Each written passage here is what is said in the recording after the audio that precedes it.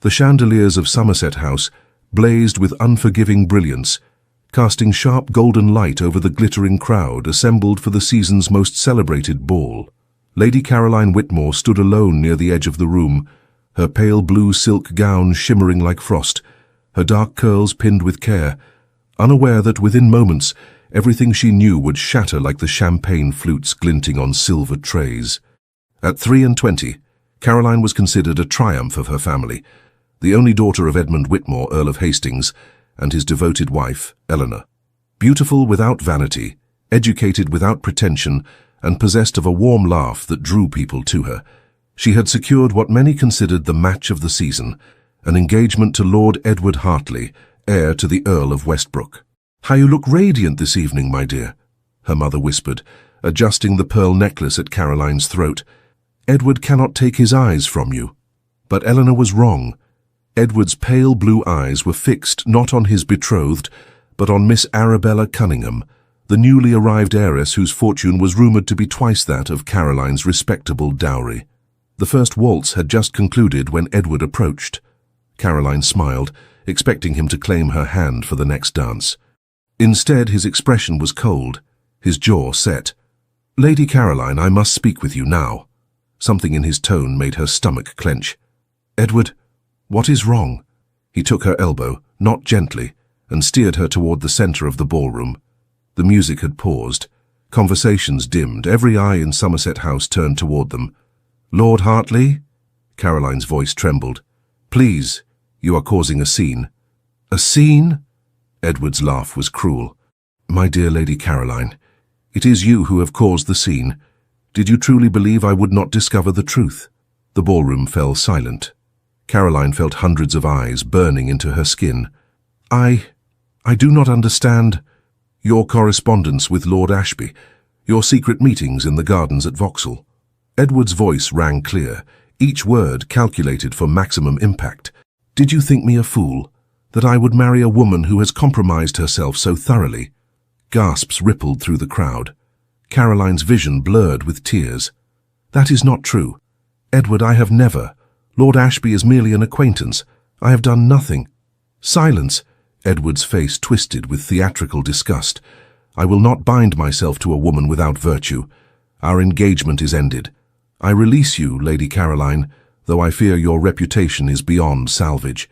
He turned on his heel and strode away, leaving Caroline standing alone in the center of the ballroom, her hands shaking, her breath coming in short gasps. The whispers began immediately, spreading like wildfire through the glittering assembly. "Ruined. Poor Lord Hartley. I always suspected she was too spirited. They say Lord Ashby boasted of it at White's." Caroline's mother pushed through the crowd, her face pale with horror. "Caroline, come. We must leave, now." But the damage was done.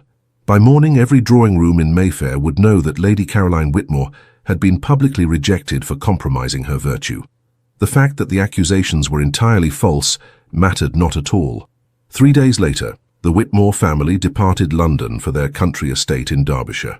Caroline sat in the carriage, staring at nothing, as the city that had been her home disappeared behind them. "My darling girl," Eleanor said softly, taking her daughter's cold hand, "we know the truth. Your father and I know you have done nothing wrong." Edmund, Earl of Hastings, leaned forward, his weathered face stern, but his eyes compassionate. "Those vipers in London speak without knowledge or conscience.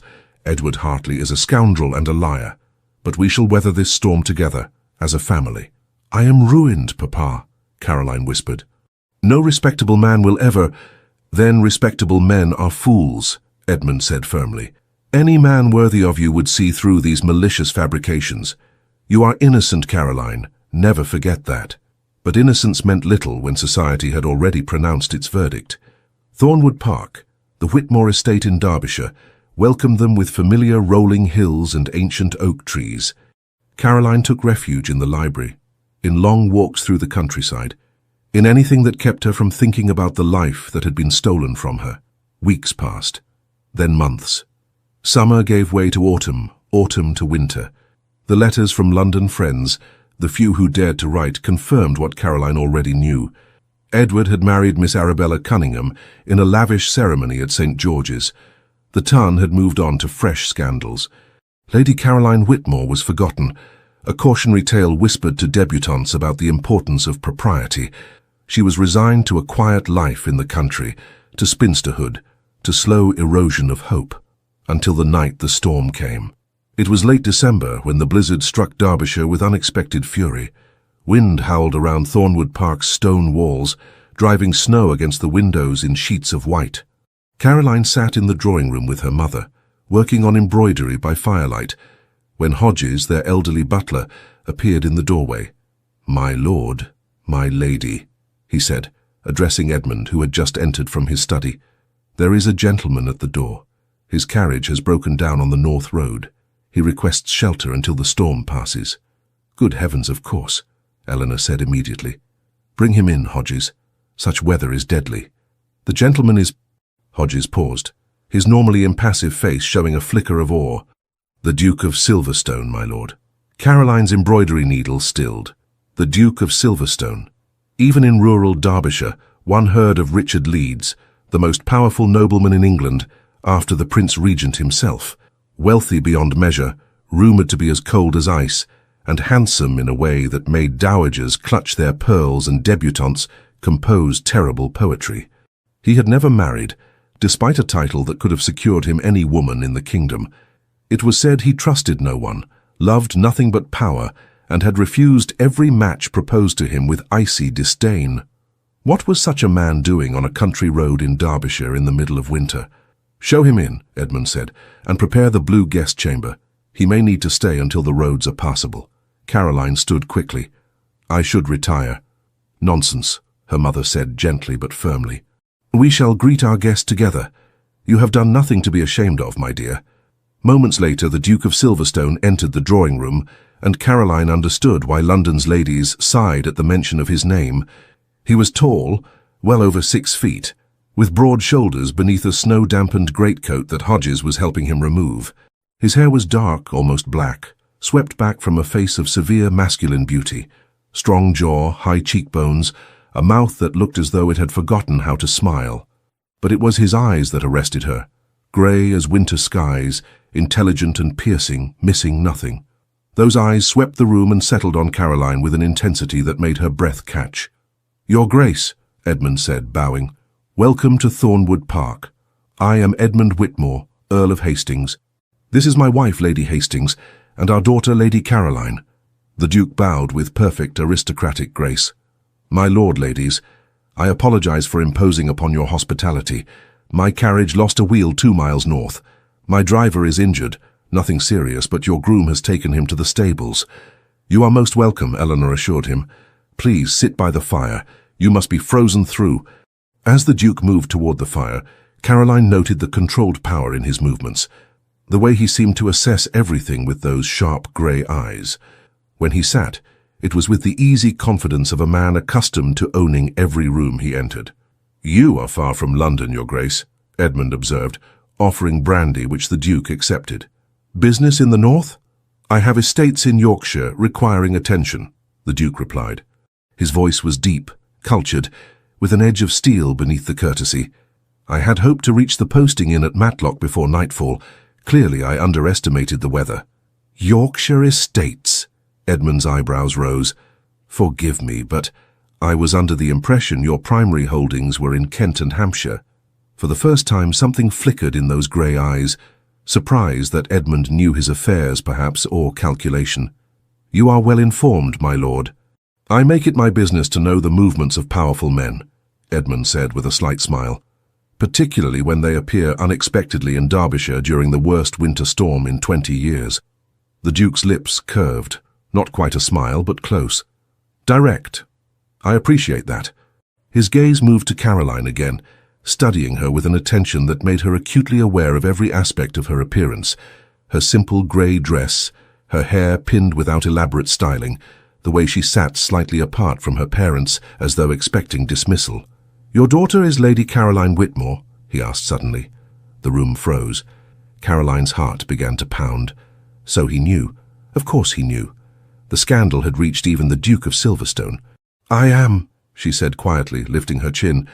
If he meant to insult her, to leave their home despite the storm, she would face it with dignity. "I see." The Duke set down his brandy glass. "Then I must tell you something, Lady Caroline. The rumours circulating about you in London are false." Caroline stared at him. "Your Grace? Lord Edward Hartley fabricated every accusation against you. There were no meetings with Lord Ashby, who I might add has never set foot in Vauxhall Gardens in his life, as he has been in Scotland for the past year. There was no correspondence, no compromise, no impropriety of any kind." Edmund stood abruptly. "How can you be certain?" The Duke's expression remained impassive. "Because I make it my business to know the truth behind society's lies, Lord Hastings. And because Edward Hartley is a gambler who owed considerable debts that were conveniently forgiven by Arabella Cunningham's father shortly before the Somerset ball." "He sold me," Caroline whispered, the truth crashing over her like icy water. "For money." "He sacrificed your reputation to secure a wealthier match," the Duke confirmed. "Miss Cunningham's father wanted his daughter to marry into the aristocracy. Hartley wanted to escape his creditors. They struck a bargain, and you were the price." Rage bloomed in Caroline's chest, hot and righteous. All these months of shame, of isolation, of believing herself ruined beyond redemption, all of it a lie. A calculated, cruel, mercenary lie. "Why did you not expose this?" Edmund demanded. "If you knew the truth—" "I learned the full truth only recently," the Duke interrupted. "Hartley was careful. But all secrets eventually surface, particularly when one has the resources to uncover them." He stood, his impressive height commanding the room. "Lady Caroline, your reputation can be restored. With the proper evidence presented to the right people, society will know you were the victim of a vicious slander." Hope flickered in Caroline's chest, fragile as candlelight. "You would help me. But why? We are strangers, Your Grace." For a long moment, the Duke said nothing. His grey eyes held hers, and Caroline felt as though he could see into her very soul. Every hurt, every fear, every hidden dream. "Because," he said finally, "injustice offends me. And because I have learned that truth, once buried, has a way of destroying everything it touches unless brought into the light." There was something in his voice, a shadow of old pain, perhaps, that made Caroline wonder what truths the Duke of Silverstone carried. "The roads will not be passable for at least 2 days," Edmund said slowly. "You are welcome to remain at Thornwood Park, Your Grace. And if you are sincere in your offer to help my daughter, we would be grateful beyond measure." The Duke inclined his head. "Then I shall remain. And Lady Caroline—" He looked at her once more, and this time something almost like warmth touched those winter-grey eyes. "I give you my word. Before I am finished, London will remember your name not as a scandal, but as the lady who was wronged and vindicated." As Hodges led the Duke to his chambers, Caroline stood motionless, her mind spinning. The most powerful man in England had appeared like a figure from a fairy tale, though she knew better than to believe in such things, and promised to restore everything she had lost. But as she climbed the stairs to her own room that night, she could not shake the memory of those grey eyes, or the strange feeling that the Duke of Silverstone's arrival at Thornwood Park was not quite the accident he claimed. Fate, she had learned, was rarely so convenient, and men like Richard Leeds, Duke of Silverstone, did nothing without purpose.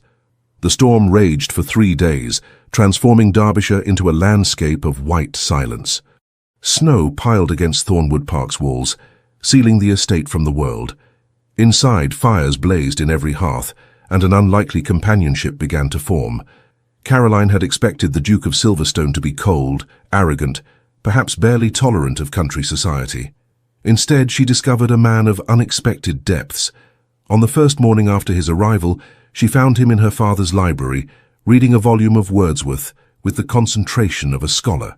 "Your Grace," she said from the doorway, uncertain whether to intrude. "I did not mean to disturb you." He looked up, and for a moment she saw surprise cross his features, as though he, too, had not expected to be discovered in such a human occupation. "Lady Caroline, please come in. This is your home, not mine." She entered slowly, drawn by curiosity. "I would not have taken you for a reader of poetry." "Why? Because dukes are expected to concern themselves only with politics and port?" A hint of dry humour touched his voice. "I assure you, Lady Caroline, even men of power occasionally seek beauty in words." Caroline moved to the window, looking out at the snow-shrouded gardens. "What brought you here, truly? And please do not tell me it was Yorkshire estates. My father was correct. You have no significant holdings in the north." Silence stretched between them. When the Duke finally spoke, his voice was careful. "I came because I heard you were in Derbyshire, because I wanted to see for myself if the rumors were true." She turned to face him. "And what did you conclude? That you are innocent, that you have been gravely wronged, and that—" he paused, seeming to choose his words with unusual care, "that the woman I see before me bears no resemblance to the scandalous creature London's gossips describe. You did not know me in London." "No, but I observed you. At balls, at the opera, at Almack's." His grey eyes held hers steadily. "You were always kind to those beneath your station. You danced with the awkward younger sons other ladies ignored.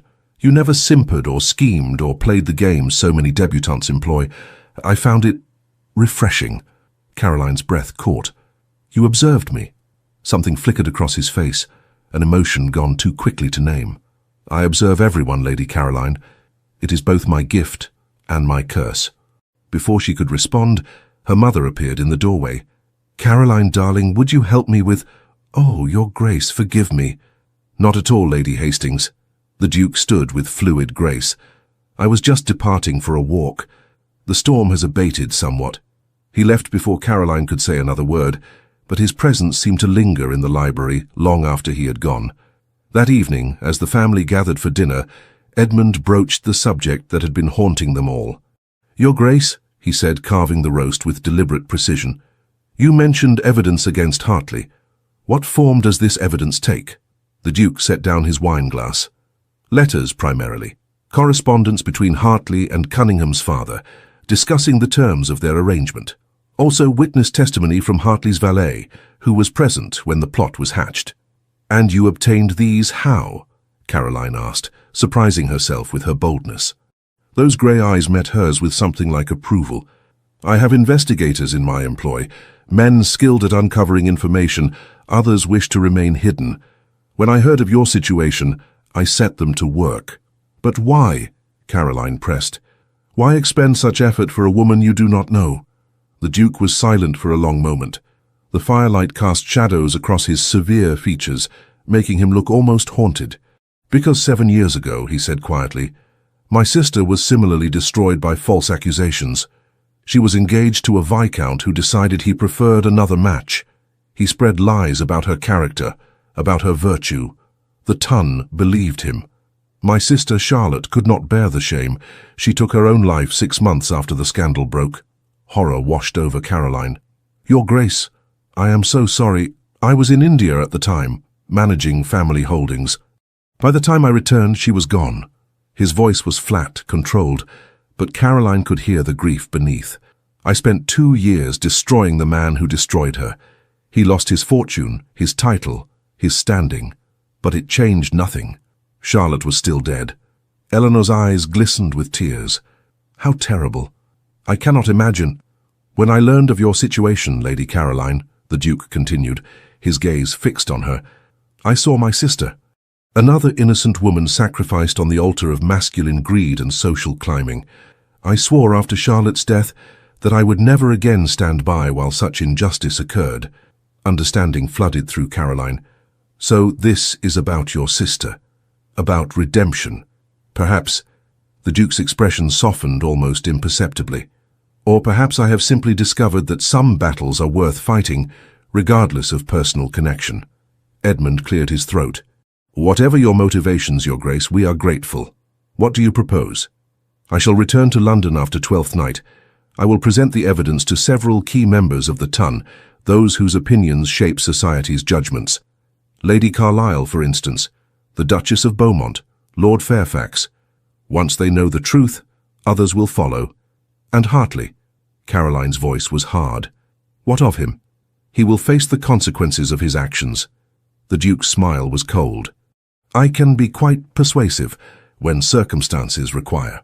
Over the following days, as snow continued to blanket Derbyshire, Caroline and the Duke fell into an unexpected pattern. They walked in the cleared garden paths, discussing everything from Shakespeare to agricultural reform. They played chess in the evenings. He won consistently, but she improved with each game. They argued about poetry, about politics, about the proper way to train hunting dogs. And slowly, Caroline began to see beneath the Duke's intimidating exterior. One afternoon she found him in the stables, examining her father's horses with an expert eye. "You care for animals," she observed. "I find them more honest than most people." He ran a hand along a chestnut mare's flank with surprising gentleness. "They do not dissemble or betray. If a horse trusts you, it is because you have earned that trust through consistent action." "Is that why you never married?" The words escaped before Caroline could stop them. "Because you do not trust people?"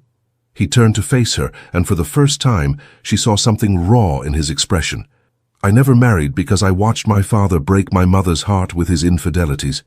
Because I saw how society treats women as commodities to be traded for advantage.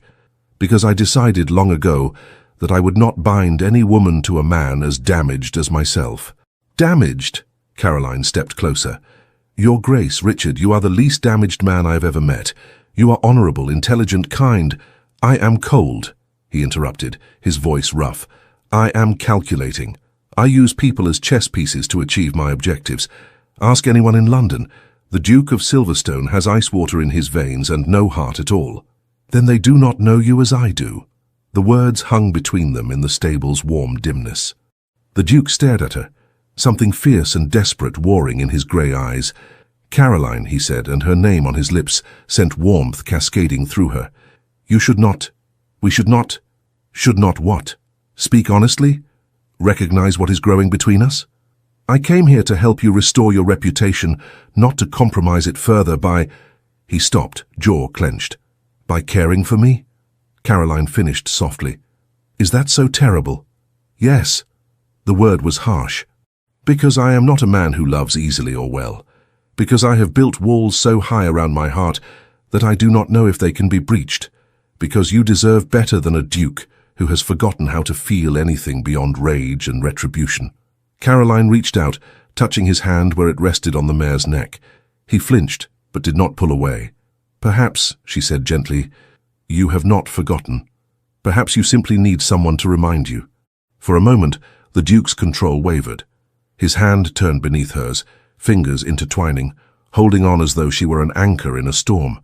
Then he released her and stepped back, his expression shuddering once more. "I leave for London in 3 days," he said formally. "I will send word when the evidence has been presented." He walked away, leaving Caroline alone with the horses and the growing certainty that she was falling in love with a man who believed himself incapable of love in return. On the eve of his departure, Caroline could not sleep. She descended to the library near midnight, seeking solace in books, only to find the Duke already there, staring into the dying fire. "Your Grace," she said softly, "I did not expect—" "I could not sleep either." He gestured to the chair beside him. "Sit with me, Caroline, just for a moment." She sat, and for a long time they simply existed together in comfortable silence. Finally, the Duke spoke. "After Charlotte died, I promised myself I would never again allow anyone close enough to hurt me. It seemed the safest course, the most logical. And now I find that safety is a cold companion." He turned to look at her, and the vulnerability in his eyes made her heart ache. "You have disrupted all my careful plans, Lady Caroline Whitmore. You have made me feel things I thought dead and buried with my sister. Is that so terrible?" "It is terrifying." He reached out, cupping her face with one hand, his touch reverent. "Because I find that I am not here merely to restore your reputation. I am here because I cannot imagine a future in which you are not part of my life." Caroline's breath caught. "Richard, but I am not a man who speaks of love easily. I do not know if what I feel is love or merely need. The need to protect, to possess, to keep you safe from a world that has hurt you. And if I said I do not need protection, that what I need is a partner, an equal, someone who sees me as I truly am." A sound escaped him, half laugh, half groan. "Then I would say you are asking me to be someone I do not know how to be. Then learn." Caroline leaned into his touch. "We shall learn together." For one perfect suspended moment, Caroline thought he might kiss her. His thumb brushed her cheekbone, his eyes darkened with longing, his breath mingled with hers. And then he pulled away, standing abruptly. "I leave at dawn," he said, his voice strained. "I will write to you from London." He was gone before Caroline could respond, leaving her alone with the dying fire and the echo of words unspoken. The Duke of Silverstone departed Thornwood Park as the winter sun rose over snow-covered hills. Caroline watched from her window as his repaired carriage rolled down the drive, carrying away the man who had somehow, impossibly, made her believe in hope again. "He cares for you," Eleanor said softly from the doorway. "I have never seen the Duke of Silverstone look at anyone the way he looks at you." "Then why did he leave?" "Because men like Richard Leeds do not trust happiness when it arrives. They expect it to be snatched away." Her mother moved to stand beside her. "Give him time, my darling. If he is the man I believe him to be, he will return." But as January stretched into February with no word from London, Caroline began to wonder if the Duke of Silverstone had decided that safety was preferable to risk after all, until the letter arrived. "Lady Caroline, the evidence has been presented. Society is in an uproar. Lady Carlisle has declared you unjustly wronged. The Duchess of Beaumont has cut Lord Hartley at every opportunity. Lord Fairfax has called him a scoundrel and a liar in whites, where all could hear. Your reputation is not merely restored, it is elevated. You are now seen as a victim of cruel machinations, a lady of virtue who suffered unjustly. London awaits your return, and I await the answer to a question I should have asked before I left Derbyshire. Will you grant me the honour of calling upon you? Not as your champion or your saviour, but as a man who has discovered, against all odds and reason, that his frozen heart is capable of warmth after all. If you will have me, Caroline, if you can accept a duke who is still learning how to love, but who is certain beyond doubt that you are worth the risk of trying. Yours, Richard." Caroline read the letter 3 times, tears streaming down her face. Then she called for paper and ink and wrote a single word in reply. Yes. London in the spring of 1819 was a city transformed, or perhaps it was Caroline who had transformed, returning to the ballrooms and drawing rooms that had once been her domain, with new eyes and a heart no longer broken. The journey from Derbyshire had taken 3 days, and with each mile that brought her closer to the capital, Caroline's anticipation grew. The Duke's letter had been followed by 2 more, each slightly less formal than the last, as though Richard was gradually lowering the walls he had built around himself. "I find myself counting the days until your arrival, like a schoolboy awaiting holiday," he had written. "This is a most disconcerting sensation for a man who prides himself on emotional control. You have much to answer for, Lady Caroline." Now, as the Whitmore carriage rolled through Mayfair toward their London townhouse on Grosvenor Square, Caroline pressed her hand against the window, searching the familiar streets for a glimpse of a tall figure in dark coat and severe features. "He will call this evening," her mother assured her, reading her thoughts with maternal accuracy. "Give the poor man time to learn you have arrived." But Eleanor was wrong. The Duke of Silverstone was already there. He stood on the steps of Whitmore House as their carriage drew up, dressed impeccably in midnight blue superfine, his dark hair swept back, his grey eyes fixed on the carriage door, with an intensity that made Caroline's heart stumble. "Heavens," Edmund muttered. "The man has no subtlety whatsoever." "I think it is romantic," Eleanor countered. The footman opened the carriage door. Richard stepped forward immediately, extending his hand to assist Caroline down. When her fingers touched his, even through their gloves, she felt the connection arc between them like lightning. "Lady Caroline," he said, his voice low and rough, "welcome home." "Your Grace." She smiled up at him, noting the way his stern features softened when he looked at her. "This is most unexpected. I have discovered that where you are concerned, I am no longer capable of patience." He tucked her hand into the crook of his arm, his movements possessive. "I trust your journey was comfortable." "Interminable," she replied honestly, but improved considerably by the knowledge of what awaited at its end. Something fierce and triumphant flashed in his eyes. "Then you received my letters?" "I did. All 3 of them. There would have been more, but I feared appearing desperate." A hint of self-deprecation touched his mouth, not quite a smile, but close. "Though I suspect that particular battle is already lost." As her parents entered the house, making polite excuses about travel fatigue, Richard drew Caroline aside into the small garden behind the townhouse. Roses were beginning to bloom, filling the air with sweetness. "I owe you an apology," he said without preamble. I left Derbyshire like a coward, afraid of what I was feeling, afraid of failing you, of proving as incapable of love as I feared. And now? Now I am still afraid. His honesty was stark, unadorned. But I have learned that some fears are worth facing. You are worth facing every fear I possess, Carolyn. She reached up, touching his face, feeling the sharp line of his jaw beneath her palm. I am afraid too. Afraid of trusting again, of believing in happiness only to have it torn away. Then we shall be afraid together. He covered her hand with his own, pressing it closer. And perhaps in time, we shall teach each other courage. Richard, let me say this before I lose my nerve. He took both her hands in his, and Caroline realized with shock that they were trembling. I am not a romantic man. I do not know how to speak of love in flowery language or grand gestures. But I know that when you left Derbyshire, it felt as though winter had returned. I know that your letters were the only thing that brought warmth to my days. I know that I want to spend the rest of my life learning how to make you smile the way you smiled at me in the stables, as though I were not a duke at all, but simply a man worth knowing. Tears pricked Caroline's eyes. That is quite romantic enough for me. There is more. He drew a breath, and Caroline saw the vulnerability in his expression, the courage it took for a man like Richard Leeds to open his heart. I am going to restore your reputation completely. Within a month, London will remember the scandal only as a testament to Hartley's villainy and your virtue. But I do not want to do this as your champion or your protector. I want to do it as your husband. Caroline's breath stopped. Richard? He released one of her hands to reach into his coat, withdrawing a small velvet box. Inside lay a ring, a sapphire surrounded by diamonds, the stone the exact color of her eyes. Lady Caroline Whitmore, he said, and his voice was steady despite the emotion blazing in his eyes. Will you marry me? Will you accept a duke who is still learning to feel, but who is certain beyond all doubt that he wants to spend his life learning with you? Joy burst through Caroline's chest, bright and overwhelming. Yes, she whispered. Yes, 1,000 times yes.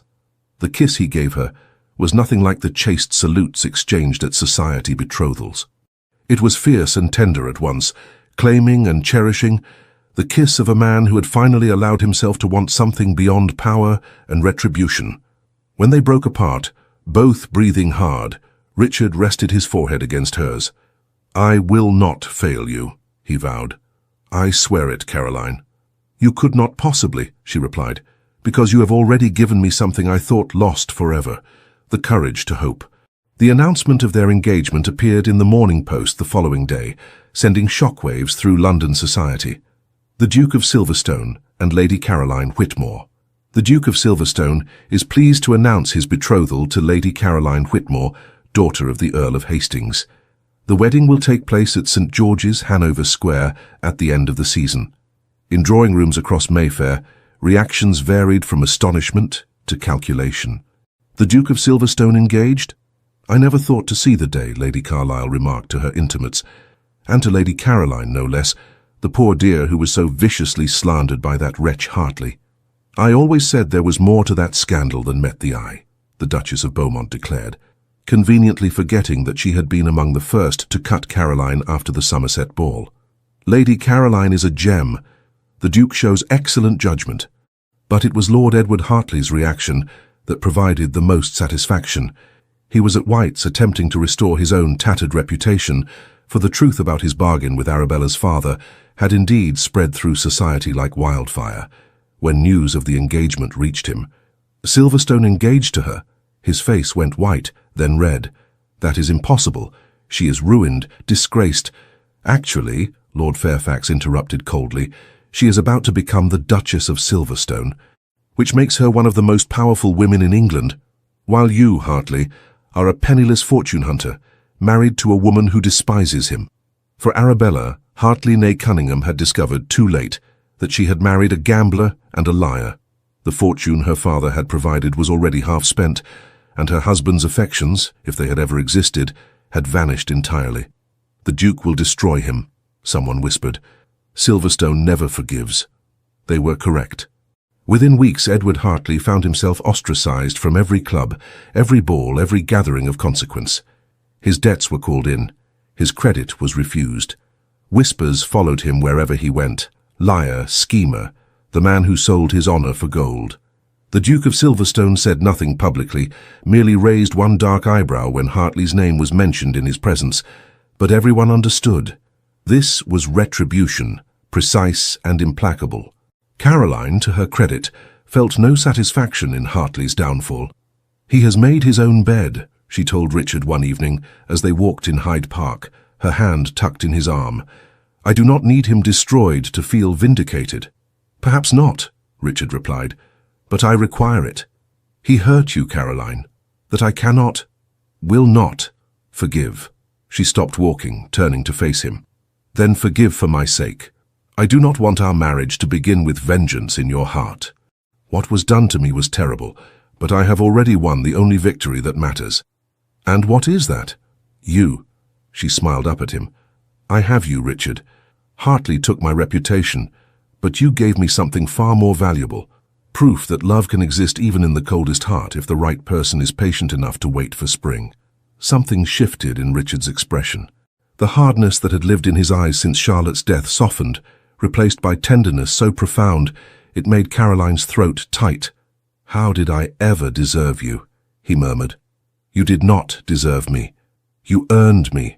She rose on tiptoes, pressing a kiss to his jaw. "Now come. We have a ball to attend, and I wish to dance with my betrothed where all of London can see." The ball at Beaumont House was the event of the season. Every member of the ton who could secure an invitation attended, eager to witness the Duke of Silverstone's first public appearance with his betrothed. Caroline wore a gown of deep sapphire silk that matched her engagement ring, her dark hair dressed with diamond pins. As she entered the ballroom on Richard's arm, conversation ceased. Every eye turned toward them. "They are staring," Caroline whispered. "Let them stare." Richard's hand tightened on hers. "They are witnessing the moment the Duke of Silverstone became the most fortunate man in England." The orchestra struck up a waltz. Richard led her onto the floor, and as they began to dance, Caroline felt the past year's pain finally begin to dissolve. "You dance beautifully," she observed. "I'm accomplished in many things," he replied with the faintest hint of humor, "though I confess I have never enjoyed dancing until now." "Why now?" "Because you are in my arms." His grey eyes held hers with such intensity that Caroline forgot they were surrounded by hundreds of watching aristocrats. "Because every moment with you feels like coming home after a lifetime of exile." The waltz ended too soon. As Richard escorted Caroline from the floor, they were immediately surrounded by well-wishers, some genuine, others merely curious. Lady Carlisle embraced Caroline warmly. "My dear, I'm so delighted for you. The Duke is a fine man, and you deserve every happiness." The Duchess of Beaumont was equally effusive. "We must have you both to dinner soon. I insist upon hearing how this romance developed." Even the Prince Regent himself, in attendance for the evening, expressed his approval. "Silverstone, you sly dog. I had given up hope of you ever settling down. Lady Caroline, you must possess remarkable qualities to have captured such an elusive prize." But it was a quiet moment near the end of the evening that meant the most to Caroline. She and Richard had retreated to the terrace for air when they encountered Lord Christopher Ashby, the man Edward had falsely accused Caroline of conducting an affair with. "Your Grace, Lady Caroline," Ashby said, bowing deeply. "I must apologize for the pain my name caused you, my lady, though I was entirely ignorant of its misuse until recently." "You bear no responsibility for Hartley's lies," Caroline assured him. "Nevertheless, I am relieved to see you restored to society's good graces." Ashby hesitated, then added, "I am also recently returned from Scotland, where I have been courting my now betrothed. Had I been in London last year, I would have immediately refuted Hartley's claims. I am sorry I was not here to defend you." "You are here now," Richard said quietly, "and your testimony was instrumental in revealing the truth. For that, you have my gratitude." After Ashby departed, Caroline leaned against the terrace balustrade, looking out over the torchlit gardens. "Do you know what the best part of tonight has been?" "What?" "Not the vindication or the apologies or the restoration of my reputation." She turned to Richard, taking his hands in hers. "The best part has been watching you smile. Really smile, without shadows in your eyes. You are happy, Richard, and that makes everything else worthwhile." He pulled her close, heedless of propriety or watching eyes. "I am happy," he admitted, as though the words were foreign on his tongue. "For the first time since Charlotte died, I am happy. You have given me that gift, Caroline, and I will spend the rest of my life trying to be worthy of it." The wedding was set for June, but there was one more obstacle to overcome before Caroline and Richard could begin their life together. 3 weeks before the ceremony, a letter arrived at Whitmore House. Caroline recognized the handwriting immediately. Arabella Hartley. "Lady Caroline, I write to beg your forgiveness, though I know I deserve none. I was aware of my father's arrangement with Edward. I knew he planned to ruin you publicly, and I did nothing to stop it, because I was selfish, desperate to secure a title, and convinced that one ruined reputation mattered little in the grand scheme of my own happiness. I have been punished for my complicity. Edward is a cruel husband who cares nothing for me beyond my fortune, which he has already nearly exhausted. But more than that, I am punished by my own conscience. Every day I remember what we did to you, an innocent woman destroyed for our advancement. I do not ask for your forgiveness. I do not deserve it. But I felt you should know that justice of a sort has been served, and that I am deeply, profoundly sorry." Arabella Hartley Caroline read the letter twice, then brought it to Richard. "What would you have me do?" she asked. He considered the question carefully. "What does your heart tell you? That she is as much a victim as I was, trapped by societal expectations, by a father's ambitions, by the limited choices available to women, that holding on to anger serves no purpose. Then respond with grace," Richard advised. "You have already proven yourself the better person, Caroline. Continue to do so." Caroline wrote a brief reply. "Mrs. Hartley, I accept your apology, though I cannot say I forgive easily. What was done to me was cruel, but I recognize that you too have suffered consequences. I hope you find peace and, eventually, a way out of the unhappiness you have made for yourself. I wish you well. Lady Caroline Whitmore." When she showed the letter to Richard, he smiled, one of those rare, genuine smiles that transformed his severe features. "You are a better person than I am," he said. "No, I am simply a person who has learned that bitterness is a prison, and forgiveness is the key." She touched his face gently. "You taught me that, Richard. You who had every reason to remain angry forever, but chose instead to help a stranger. You showed me that the past does not have to define the future." He kissed her then, soft and reverent. "I love you, Caroline Whitmore. I do not say it often. I am still learning the words, but I feel it in every moment, in every breath. You have saved me from a life of cold vengeance and given me something I never thought possible, hope for a future worth living." "I love you too," she whispered against his lips. "My Duke, my Richard, the man who saw me when I was invisible and loved me when I thought myself unlovable." The morning of Caroline's wedding dawned clear and golden, London spring at its finest. Sunlight streamed through the windows of Whitmore House as Eleanor helped her daughter into her wedding gown, ivory silk embroidered with seed pearls, elegant without ostentation. "You are beautiful," Eleanor said, tears glistening in her eyes. "The most beautiful bride I've ever seen." Caroline touched the sapphire pendant at her throat, Richard's wedding gift, delivered that morning with a note in his precise handwriting. "Something blue to match your eyes and remind you that even on the greyest days beauty persists. I shall see you at the altar, my heart." "Are you nervous?" her mother asked. "No." Caroline's reflection smiled back at her from the mirror, serene and certain. "I am not nervous at all. How can I be when I am marrying the man who taught me that endings can become beginnings?" St. George's Church in Hanover Square was filled to capacity. All of London society had come to witness the wedding of the Duke of Silverstone, the capital's most confirmed bachelor, to the woman whose scandal had been transformed into society's greatest romance. But Caroline saw none of the watching faces as Edmund escorted her down the aisle. Her entire focus was fixed on the man waiting at the altar. Richard stood tall and imposing in midnight blue superfine, his dark hair swept back, his grey eyes locked on her with such fierce devotion that Caroline's breath caught. This was not the cold, remote Duke of Silverstone that London knew.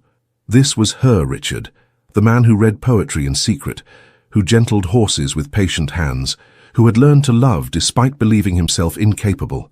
As Edmund placed her hand in Richard's, her father whispered, "Take care of my daughter, Your Grace." "With my life," Richard replied, his voice steady. "With everything I am." The ceremony passed in a blur of candlelight and ancient words. Caroline heard herself make her vows, heard Richard's deep voice promising to love and cherish until death parted them. And then the Archbishop was pronouncing them husband and wife, and Richard was lifting her veil with hands that trembled slightly. "My Duchess," he murmured, for her ears alone. "My Caroline."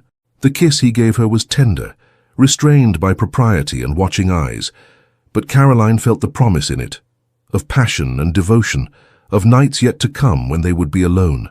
As they emerged from the church into sunshine and cheering crowds, Caroline felt the final weight of the past year lift from her shoulders. She was no longer Lady Caroline Whitmore, the woman ruined by scandal. She was Caroline Leeds, Duchess of Silverstone. And more importantly, she was simply Caroline, beloved wife of the man at her side. The wedding breakfast at Silverstone House was a magnificent affair. The Duke's London residence was a palatial mansion in Grosvenor Square, and Richard had spared no expense in celebrating their union, but it was the quieter moments Caroline treasured most. During the toasts, her father stood and addressed the assembly. "Your Grace, Richard, when you first appeared at Thornwood Park in the midst of that storm, I confess I was suspicious of your motives. But I have learned that you are a man of rare honor. You have restored my daughter's reputation, yes, but more than that, you have restored her happiness. For that you have my eternal gratitude and my deepest respect." Richard inclined his head, visibly moved. "Lord Hastings, I am the one who should be grateful. Your daughter has given me something I thought lost forever, the ability to feel joy." Later, as the celebration continued, Lord Fairfax approached Caroline with a knowing smile. "Your Grace, I suppose I must use your new title now. I wanted to tell you something. The Duke began investigating Hartley's treachery within days of your scandal. He spent a fortune hiring investigators, tracking down witnesses, compiling evidence, all before he ever met you. He did it simply because he believed an injustice had been committed." Caroline's eyes found Richard across the room, where he stood conversing with her father. "He told me it was about his sister." "It was, but it was also about you, even then." Fairfax's expression was gentle. "Richard Leeds has never done anything without purpose. He came to Derbyshire because he wanted to meet the woman he had already decided to save. What he did not expect was to fall in love with her." The revelation warmed Caroline from within. Richard had chosen her before he even knew her, not out of pity but out of recognition. He had seen something in her that called to something in him, and he had answered that call with characteristic determination. As evening fell and the last guests departed, Richard led Caroline through Silverstone House, showing her the home that would now be hers. "The Duchess's apartments are here," he said, opening a door to reveal a suite of elegant rooms decorated in shades of blue and cream. "But I confess, I hope you will not spend much time in them." "Oh?" Caroline raised an eyebrow. "And why is that, Your Grace?" "Because the Duke's apartments are just through that door." He nodded toward a connecting entrance. "And I have grown accustomed to your company. I find I do not sleep well when you are not near." Caroline's heart swelled. "Then I shall endeavor to remain close." He pulled her against him, and the restraint that had marked his earlier kiss vanished. This kiss was deep, claiming, full of promise and barely leashed desire. "I love you," he said when they broke apart, both breathing hard. "I know I have said it before, but I need you to hear it again. I love you, Caroline. Not for your beauty or your kindness or the way you challenge me, though all those things are true. I love you because you saw the man beneath the title, the heart beneath the ice. You loved me before I learned to love myself. And I love you," Caroline whispered, tears streaming freely now, "for your honor, your strength, your courage in allowing yourself to feel again. You are not damaged, Richard. You are beautiful, perhaps the most beautiful soul I have ever known." He gathered her close, and they stood together in the fading light, two people who had found each other across scandal and grief, who had learned that love was not a weakness, but the greatest strength of all. The weeks following the wedding were a revelation for both of them. Richard proved an attentive husband, surprising Caroline with his capacity for tenderness. He brought her tea in the mornings, reading the papers aloud and commenting on political affairs with the dry wit she had come to cherish. He took her riding in Hyde Park, indifferent to the curious stares of society. He hosted dinners where Caroline's intelligence was not merely tolerated, but celebrated. And at night, in the privacy of their chambers, the Duke of Silverstone became simply Richard, a man learning to express love not just in words, but in touch, in whispered confessions, in the ways he held her as though she were precious beyond measure. "I never thought I could be this happy," he admitted one evening as they lay together, moonlight streaming through the windows. "After Charlotte died, I believed happiness was something that happened to other people, not to me." Caroline traced the line of his jaw, feeling the slight roughness of evening beard. "And now? Now I understand that happiness is not something that happens to you. It is something you choose, every day, when you wake beside the person who makes you want to be better than you are." 1 month after their wedding, Caroline discovered she was with child. She told Richard in the library, the room where they had first begun to truly know each other at Thornwood Park, the room that had become their sanctuary in London as well. "I have news," she said, unable to contain her smile. Richard looked up from his correspondence, immediately attentive.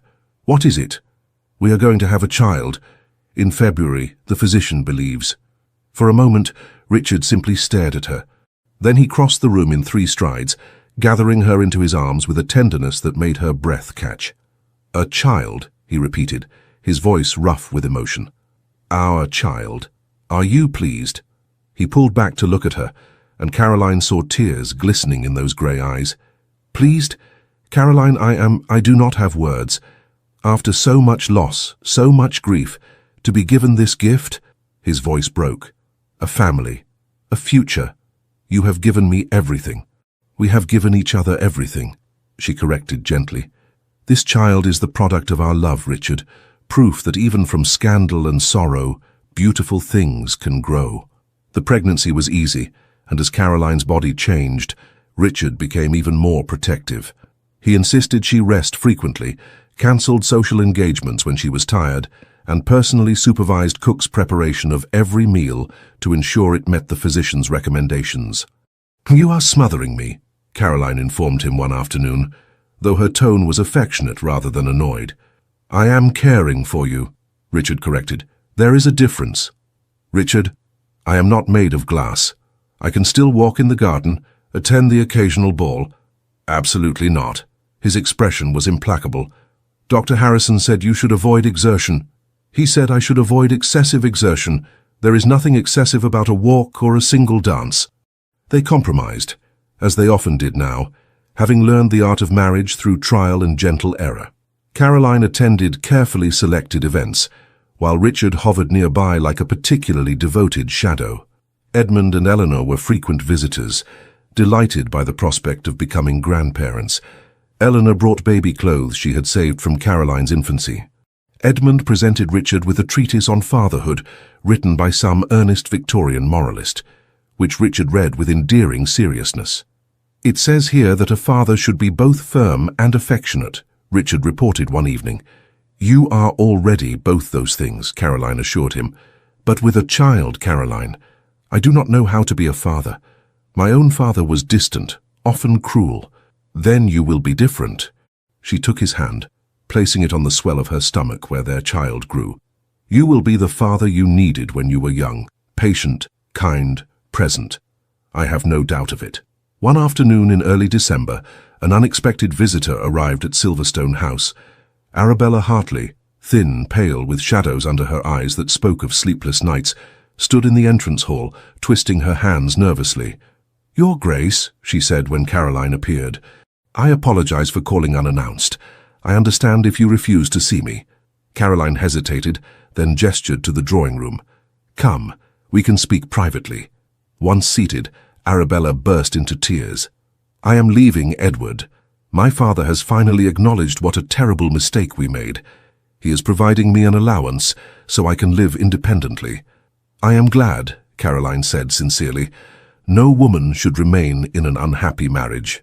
"I wanted to thank you," Arabella continued through her tears, "for responding to my letter, for not condemning me entirely. You had every right to refuse any contact, but you showed me grace I did not deserve. We all make mistakes, Mrs. Hartley, some more serious than others, but mistakes nonetheless." Caroline poured tea with steady hands. The question is what we do afterward. Do we compound our errors, or do we learn and grow? I want to grow. I want to be better. Arabella accepted the teacup with trembling hands. I'm going to live with my aunt in Bath.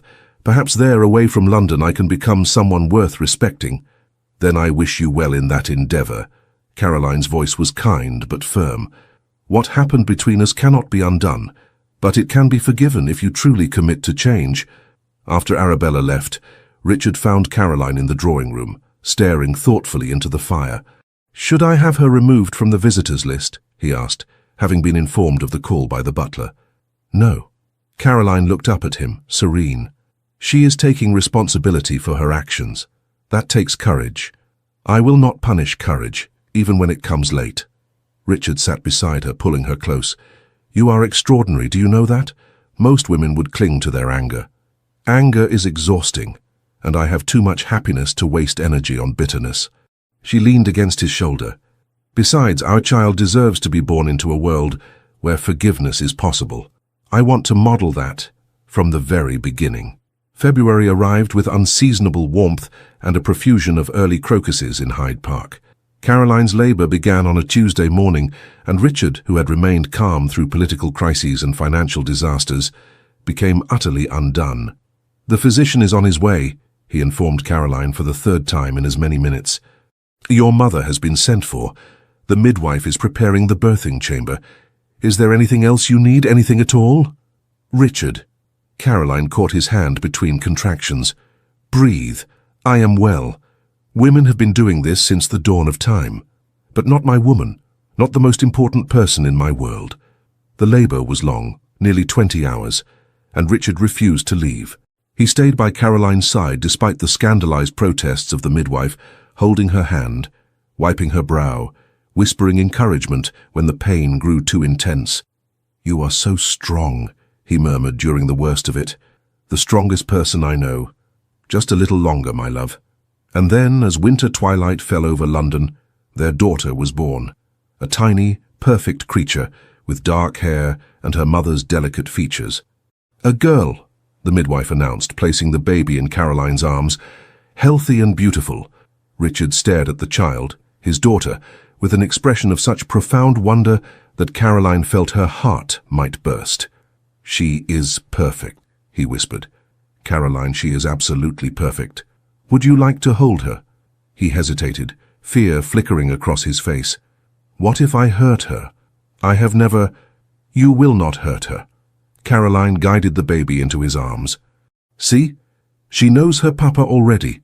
Richard held his daughter with infinite care, one large hand cradling her tiny head. Tears streamed unashamedly down his face. Hello, little one, he said softly.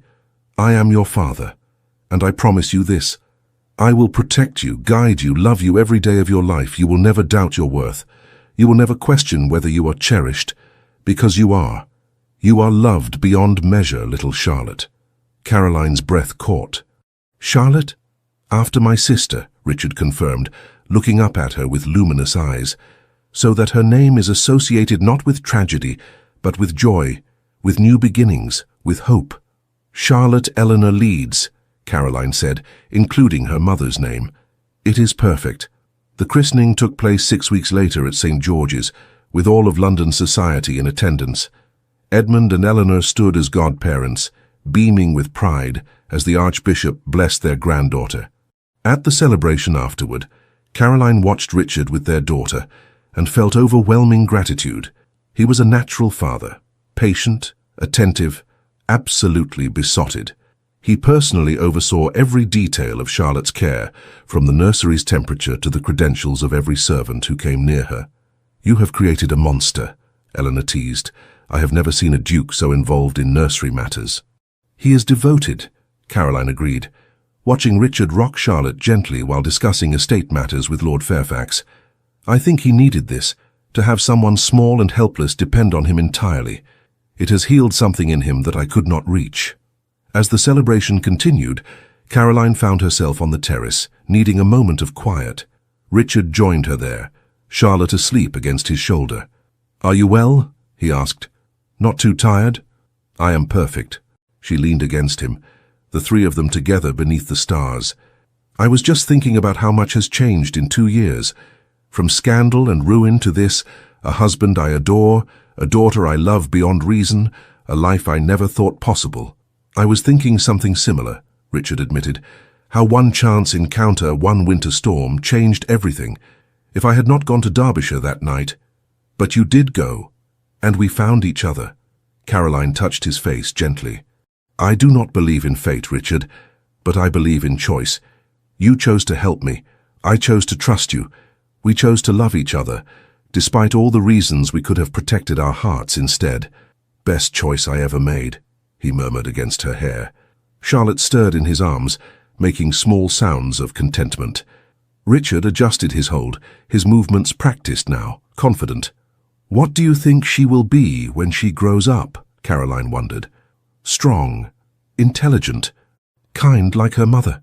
Richard smiled, one of those genuine smiles that still surprised her with their beauty, and loved. Above all else, she will know she is loved. 3 years passed in happy succession. Charlotte grew into a bright, curious child, with her father's grey eyes and her mother's warm heart. And then, on a crisp autumn morning, their son was born, Edmund Richard Leeds, named for both grandfathers. The Silverstone House nursery echoed with laughter and life. Richard proved equally devoted to his son, though Edmund's arrival brought new challenges. He cries more than Charlotte did, Richard observed one night, walking the floor with a squalling Edmund against his shoulder.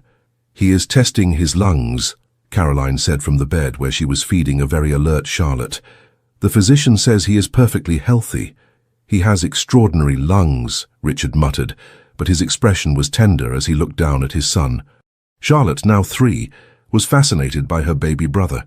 She insisted on helping with everything, from choosing his clothes to singing him lullabies in a piping, off-key voice that somehow always soothed him. She will be a wonderful sister, Eleanor predicted during one of her visits. She already is, Caroline agreed, watching Richard settle both children for their afternoon nap, reading to them in that deep, calm voice that never failed to enchant. On their 5th wedding anniversary, Richard arranged a private dinner in the Silverstone House conservatory. Candles floated in the fountain, flowers bloomed despite the winter cold outside, and the stars shone through the glass ceiling. This is beautiful, Caroline breathed. Not as beautiful as you. Richard pulled out her chair, then took his own seat across from her. 5 years ago today, you became my Duchess. The best decision I have ever made was placing that ring on your finger. The best decision we ever made, Caroline corrected. Marriage is not one person's choice, Richard. It is a daily commitment we both make. True. He reached across the table, taking her hand. And I choose you, Caroline. Every day, every moment. When I wake beside you, when I watch you with our children, when you challenge me, support me, love me despite my faults, I choose you, and I choose you. Tears glistened in her eyes. My Duke, my husband, my love. You have given me a life beyond my wildest dreams. They talked long into the night, remembering their journey, the scandal, the storm, the gradual falling in love, the wedding, the children. So much had changed since that spring ball at Somerset House, where Caroline's world had shattered. Do you ever think about Edward Hartley? Richard asked suddenly. Caroline considered. Sometimes. Mostly I feel pity. He traded integrity for gold, and ended up with neither. I heard he and Arabella separated permanently. She lives in Bath now doing charitable work. He lives I do not know where, nor do I care to. He destroyed his own life through greed and cruelty, Richard observed. While you transformed your tragedy into triumph. That is the difference between you. We transformed it, Caroline corrected. I could not have done it alone, Richard. You gave me the courage to hope again. And you gave me the ability to love. He stood, pulling her to her feet and into his arms. Dance with me, Your Grace. There was no music, but they waltzed anyway, beneath the stars and the flowering trees, 2 people who had found each other in darkness and created light. Years continued to pass in joyful succession. Charlotte grew into a young lady of remarkable intelligence and compassion, her father's thoughtfulness tempered by her mother's warmth. Edmund, his sister's opposite in temperament, was all energy and mischief, keeping his parents constantly alert. Then, when Charlotte was 8 and Edmund 5, Caroline discovered she was expecting again. The news was met with excitement from the entire family. "Another sibling," Charlotte exclaimed. "I hope it is a sister. Edmund can be so tiresome." "I heard that," Edmund protested. This pregnancy was more difficult than the previous two. Caroline tired easily, and Richard became even more protective if such a thing were possible. "You are hovering again," she informed him one afternoon. "I am attentive," he corrected, adjusting the cushions behind her back for the third time. "Richard, I am well. The physician says everything is progressing normally. Nevertheless, I will not take chances. You and this child are too precious." Their second daughter was born in late spring, arriving with a lusty cry that announced her presence to all of Silverstone House. They named her Eleanor Sophia Leeds, Eleanor for Caroline's mother, Sophia for Richard's beloved sister, Charlotte's middle name. 3 children, Richard marveled, holding tiny Eleanor while Charlotte and Edmund crowded close to see their new sister. "I have 3 perfect children and the most extraordinary wife in England." "In the world," Caroline corrected from the bed, exhausted but radiant. "In the world," he agreed, his expression soft with wonder. On what would have been Charlotte Leeds's 35th birthday, Richard's sister, gone these 14 years, the family visited her grave in the Silverstone family plot. Richard stood before the simple marker, his children gathered around him, and spoke to the sister he had lost. "I wish you could have met them, Charlotte," he said quietly. "My children. Your nieces and nephew. They have your intelligence, your spirit. Little Charlotte especially." He touched his daughter's dark curls. "She reminds me so much of you." Young Charlotte looked up at her father with solemn grey eyes. "I will try to be worthy of her name, Papa." "You already are, sweetheart." Richard gathered all 3 children close. "All of you make me proud every single day." As they walked back to the carriage, Caroline slipped her hand into Richard's. "She would be happy, you know, your sister. Happy that you found love, that you have a family, that you learned to live again." "I hope so." Richard glanced back at the grave one final time. "I like to think she knows. That somewhere, somehow, she sees that her death was not in vain. That it led me to you, to this life, to healing I never thought possible." That evening, after the children were asleep, Caroline and Richard sat together in their private sitting room. Richard had taken to sketching, a hobby he had abandoned after Charlotte's death but recently reclaimed, and was working on a portrait of their family. "You have captured Edmund's mischief perfectly," Caroline observed, looking over his shoulder. "He gets that from his mother," Richard replied without looking up. "I beg your pardon. I am the model of decorum. You are the model of many things, my love, but decorum is not among them." He set down his pencil, pulling her onto his lap. "You are warm, passionate, curious, occasionally reckless." "Reckless? You married me, did you not? A cold, damaged duke whom all of London feared." "I married a good man whom London did not understand." Caroline kissed him softly. "And he was never cold. Guarded, perhaps. Wounded, certainly, but never cold." Semantics.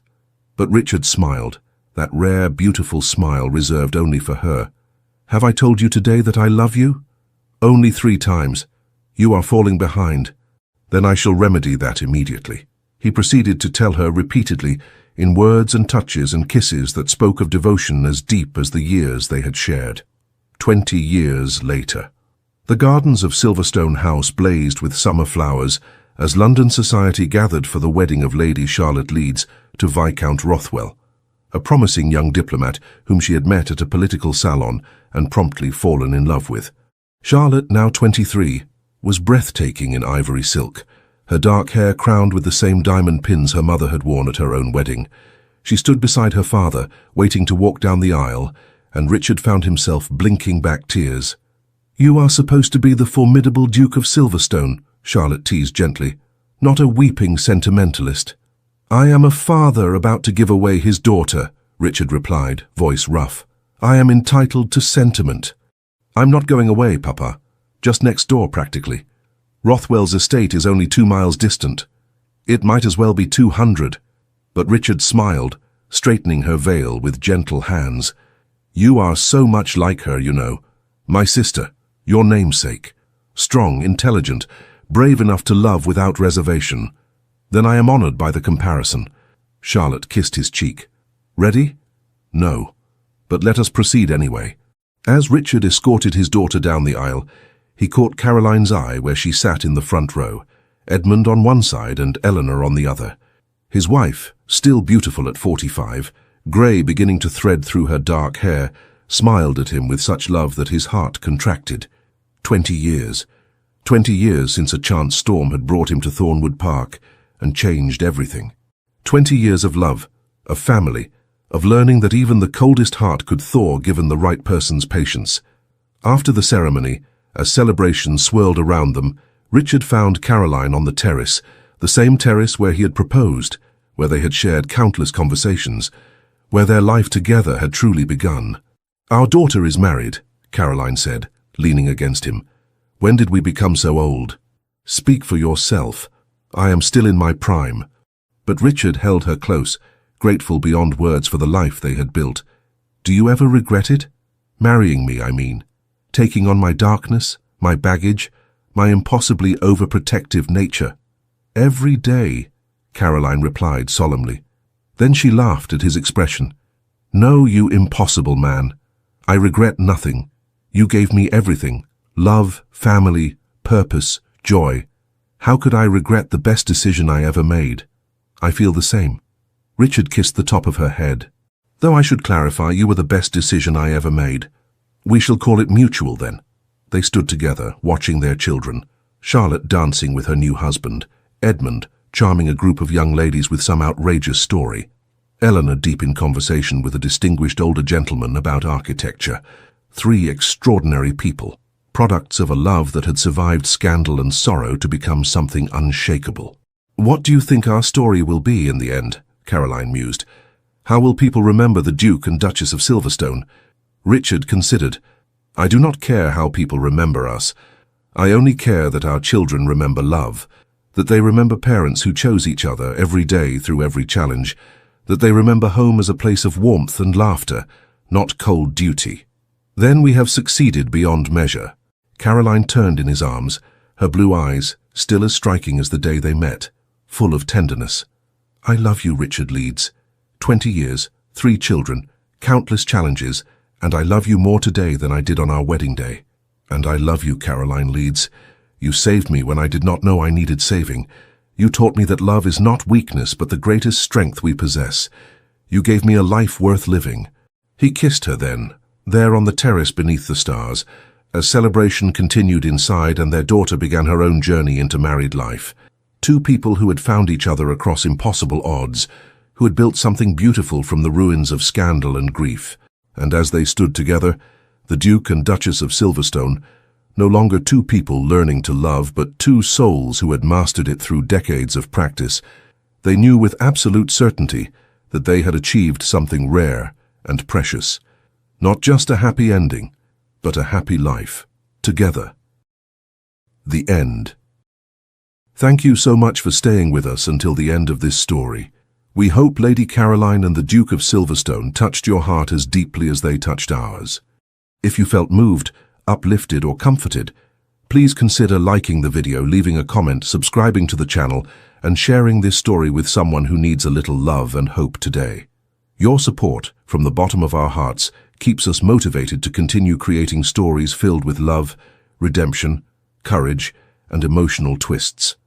At the end of this video, another story from our channel will appear. Click to be surprised by more unforgettable tales like this one. Thank you for being here, the legends of the Fall Team.